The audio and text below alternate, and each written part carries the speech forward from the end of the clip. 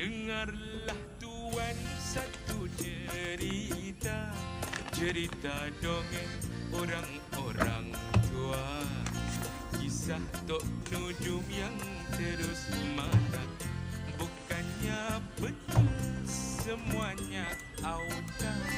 Kisahnya konon diperingin rendang dari hal Tok Nujum yang dah terbilang. Telik menelik semua temperang.